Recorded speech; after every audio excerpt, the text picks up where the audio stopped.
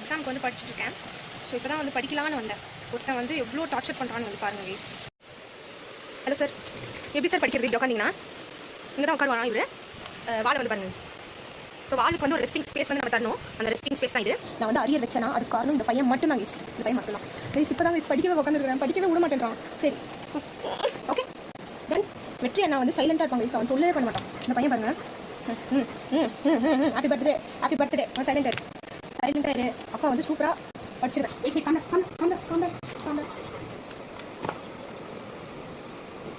வெளியே விட்டா அண்ணன்காரங்கிட்ட சண்டை போட்டு ஏதாவது பண்ண வேண்டியது. வெளியே கேட்டுக்கிட்ட கட்டி போட்டால் இப்போ ரோட்டில் போகிற வரவங்கிட்ட வம்பு இருக்குது.